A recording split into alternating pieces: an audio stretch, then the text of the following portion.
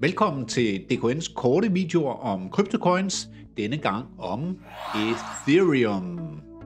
Det sker i samarbejde med FIRI, Nordens største kryptobørs. Jeg hedder Jesper, giver på ingen måde finansiel rådgivning, men derimod en masse god viden om krypto på dansk. Ethereum blev lanceret i 2015, primært af den 21-årige programmør og wunderkind Vitalik Buterin. I frustration over Bitcoins mangel på programmeringsmuligheder, introducerede Vitalik smart contracts, en slags scripts eller programmer, som automatisk kører, når betingelserne mellem parter er opfyldt. Smart contracts på ETH har affødt mange decentraliserede applikationer, også kaldet dApps. Det er f.eks. decentraliserede finansielle tjenester, altså DeFi, eller altcoins, som er tokens bygget på ETH, og herunder også stablecoins, altså kryptocoins, der er låst til dollarværdien.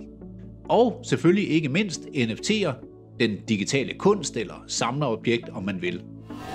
Ether, valutaen på Ethereum-netværket, bruges til at betale for transaktioner og brug af de apps, der kører på platformen. Når interessen for nye produkter på Ethereum vokser, så er prisen historisk steget på ETH. Ethereum har længe været first mover og dominerer stadigvæk markedet med innovative produkter, hvilket er et klart plus, hvis man har investeret i ETH. Det er også et plus, at Ethereum for nylig er skiftet til en mere energieffektiv konsensusmodel, der hedder Proof of Stake. Og så skal vi ikke glemme, at der også er lanceret Spot Ethereum ETF'er, hvilket kan tiltrække flere investorer.